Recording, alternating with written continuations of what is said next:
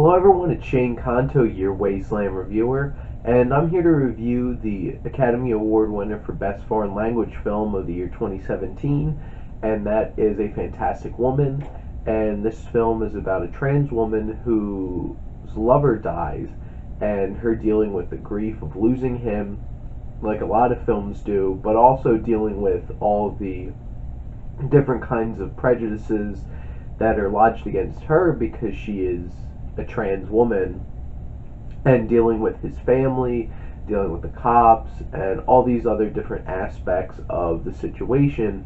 And this is a very powerful and moving film, very well acted, and going into this film I heard a lot of hype about it, and I was glad that this came around to the Princeton Garden Theater, so I was able to go see it. And being able to sit down and watch this film, I was so happy because it is a fantastic film. See what I did there? But, so this is directed by Sebastian Lelio, who also wrote this along with Gonzalo Mazza. The cinematography was done by Benjamin Eschareta, and composed by Nani Garcia and Matthew Herbert. Now, this film is very, very well handled, and like straight up human dramas like this can lean on the way of not being super interesting, or well, at least from a technical standpoint. But what was able to be done with this film by Sebastian Lelio, it's so well handled with so much energy, and how the film progresses, and it really, really captures those emotional moments, and from whether there's a little humor going on or these strong emotional connections between this woman and her lover. And there's some very powerful moments throughout this film, and this goes places that you really, it's uncomfortable to go to. And you realize this film kind of made me lose a little bit of faith in humanity, because how inhumane some of the characters are in this film. And it gets it's disgusting, honestly. There's certain scenes that are really hard to watch. They're full of great tension, whether it's the music by Garcia and Hubert, who are building up in the background, or just how they're framing these shots and what you're intensely staring at, which the cinematography in this film by Echezarita is so well done. It's so beautiful. There's such eye-catching colors throughout the film and the shots they utilize, and I'm not sure if you quite call this magical realism or not, but there's certain sequences throughout this film where there's these vision type dreamlike sequences that are very beautiful, and they come out of nowhere in the real world, but they're always triggered by an emotional moment, and they're very beautiful and well shot and very interesting to watch. And throughout this film, what Lelio's able to do with his story is tell it in a very interesting way, where we're always building tension, we're always pulling back layers, and our main characters growing and leading up to a certain point where you would expect a character in grief like this to finally reach. And being able to watch that process going through is really impressive, because we see this woman go from this one place all the way up to this final place where she finally can try to get some closure, but also not taking people's crap, because throughout a lot of the film she kind of just takes it.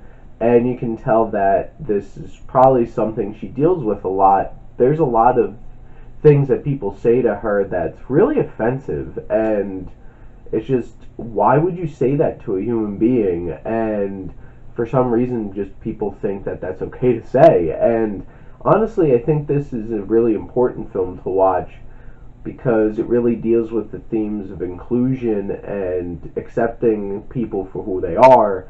And this film really does that in a kind of way that doesn't pull punches, which you can get like a soft, easy kind of way of doing that, and not get the sequences that you get in this film. And whether it's actual physical disgusting actions, or just the verbal things that people say, or there's one there's two scenes in particular, one dealing with a truck and one dealing with a police station, that it's just so uncomfortable to watch.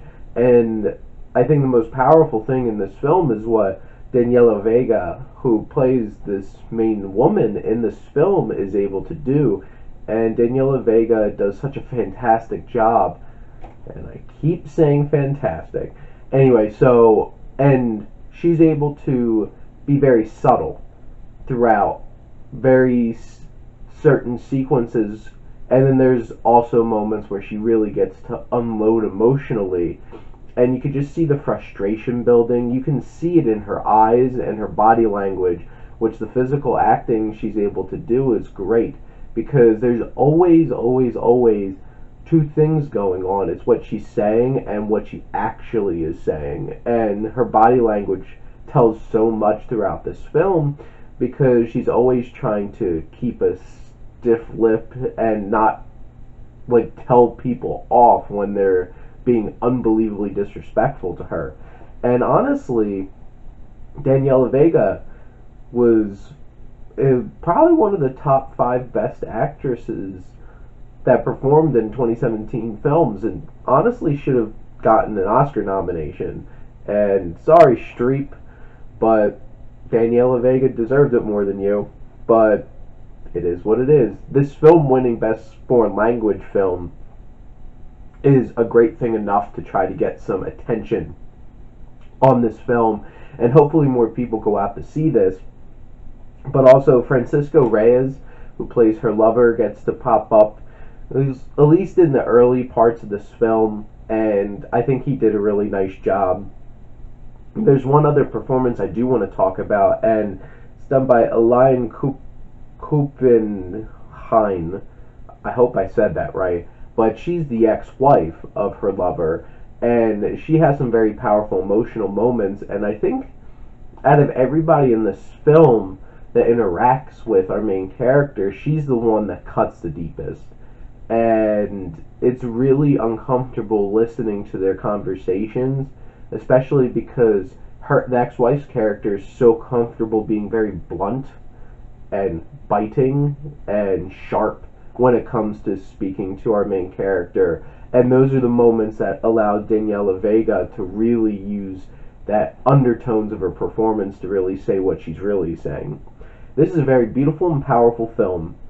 This really hits on so many levels in making this film work in a great way, and it's definitely anchored by a very, very game performance by Daniela Vega, and you should go check out A Fantastic Woman. I'm going to give it an A.